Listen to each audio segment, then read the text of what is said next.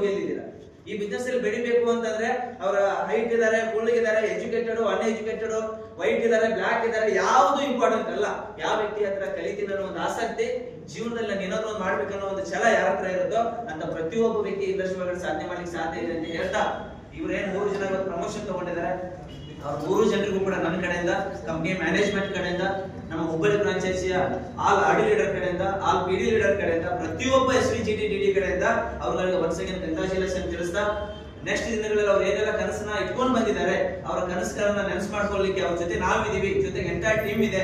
ಆ ಒಂದು ದೇವರವ್ರಿಗೆ ಏನೇ ಲೈಫಲ್ಲಿ ಚಾಲೆಂಜಸ್ ಬಂದ್ರು ಕೂಡ ಎದುರಿಸುವಂತ ಒಂದು ಸಾಮರ್ಥ್ಯ, ಧೈರ್ಯ, ಶಕ್ತಿ ದೇವರವ್ರಿಗೆ ಕೊಡ್ಲಿ ಅಂತ ಹೇಳ್ತಾ, ಇನ್ನು ದೊಡ್ಡ ದೊಡ್ಡ ಸಾಧನೆಗಳನ್ನ ಅವ್ರು ಮಾಡ್ತಾ ಹೋಗ್ಬೇಕು. ಮುಂದೊಂದು ದಿನ ಇವತ್ತಿನ ನಾವು ವೆಲ್ಕಮ್ ಮಾಡ್ಕೊಂಡ್ವಿ, ನಾಳೆ ಒಂದಿನ ಅವ್ರ ಆಡಿ ಆಗಿ ಅವ್ರನ್ನ ವೆಲ್ಕಮ್ ಮಾಡ್ಕೊಳ್ಳೋ ಲೆವೆಲ್ಗೆ ಮುಂದೊಂದಿನ ಅವ್ರ ಒಂದು ಅಚೀವ್ಮೆಂಟ್ ಆಗ್ಬೇಕು.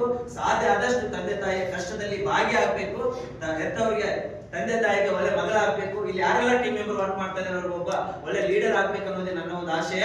ಇನ್ನು ಮೇಲೆ ಇನ್ನೂ ದೊಡ್ಡ ದೊಡ್ಡ ಸಾಧನೆಗಳು ಅವರ ಕಡೆಯಿಂದ ಆಗ್ಲಿ, ಅತಿ ಹೆಚ್ಚು ಇನ್ನೂ ಅಚೀವರ್ಸ್ ಗಳನ್ನ ಅವರ ಟೀಮ್ ಅಲ್ಲಿ ಕ್ರಿಯೇಟ್ ಮಾಡುವಂತ ಒಂದು ಮೈಂಡ್ ಸೆಟ್ ಅನ್ನುವಂತ ಒಂದು ಸ್ಟ್ರಾಂಗ್ ಒಂದು ಏನು ವಿಷನ್ ಇಟ್ಕೊಂಡು ಇನ್ಮೇಲೆ ಅವ್ರು ವರ್ಕ್ ಮಾಡ್ಲಿಕ್ಕೆ ಸ್ಟಾರ್ಟ್ ಮಾಡ್ತಾರೆ.